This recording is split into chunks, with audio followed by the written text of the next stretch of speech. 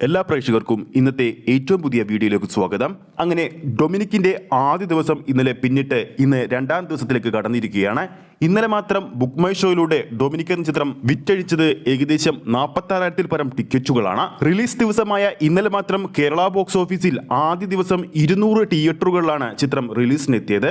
എന്നാൽ ചിത്രത്തിന് മികച്ച പ്രതികരണങ്ങൾ നേടിയതോടുകൂടി തന്നെ ചിത്രത്തിന്റെ രണ്ടാം ദിവസം അത് 225 തിയേറ്ററുകളിലേക്ക് മാറിയിരിക്കുകയാണ്. വലിയ പ്രൊമോഷനൊന്നും കൂടാതെ തിയേറ്ററുകളിലെത്തിയ ചിത്രം ആദ്യ ദിവസം തന്നെ ട്രാക്കിംഗ് വെബ്സൈറ്റുകൾ പുറത്തുവിടുന്ന കണക്കുകൾ പ്രകാരം ട്രാക്ക് ചെയ്തിരിക്കുന്നത് ആദ്യ ദിവസം കേരള ബോക്സ് ഓഫീസിൽ മാത്രം 898 മുകളിലുള്ള ഷോകളാണ്.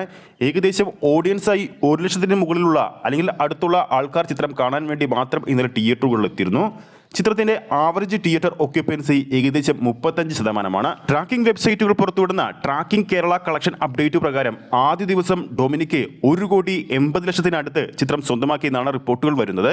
അങ്ങനെയാണെങ്കിൽ ചിത്രത്തിന്റെ ആദ്യ ദിവസം കേരള ബോക്സ് ഓഫീസിൽ നിന്നും മാത്രമായിട്ട് 2 കോടിക്ക് മുകളിലൊരു കളക്ഷനാണ് ചിത്രം പ്രതീക്ഷിക്കുന്നത്.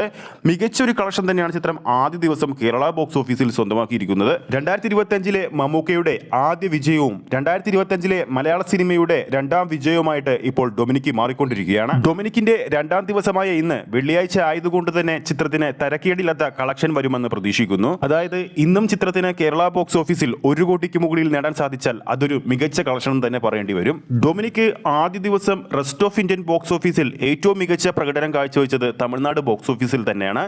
ഇന്നും ചിത്രത്തിന് അവിടെ മികച്ചൊരു ബോക്സ് ഓഫീസ് പ്രകടനം കാഴ്ചവെക്കാൻ സാധിക്കുമെന്നാണ് കരുതുന്നത്. അപ്പോൾ ഈ ഒരു വീഡിയോ കാണുന്ന നമ്മുടെ പ്രേക്ഷകരുടെ നാട്ടിൽ ഇന്ന് ഡൊമിനിക് എന്ന ചിത്രത്തിന് തിരക്കുണ്ടോ ഇല്ലയോ താഴെ കമന്റ് ചെയ്യാവുന്നതാണ്. ഈ ഒരു വീഡിയോ ഇഷ്ടപ്പെട്ടിട്ടുണ്ടെങ്കിൽ വീഡിയോ ലൈക്ക് ചെയ്യാനും ചാനൽ സബ്സ്ക്രൈബ് ചെയ്യുന്ന കാര്യം കൂടി പരിഗണിക്കുക. ഫേസ്ബുക്ക് പേജിലൂടെയാണ് ഈ ഒരു വീഡിയോ കാണുന്നതെങ്കിൽ ഫേസ്ബുക്ക് പേജ് ഫോളോ ചെയ്യുക. അടുത്തൊരു സിനിമ അപ്ഡേറ്റുമായി നമുക്ക് വീണ്ടും കാണാം.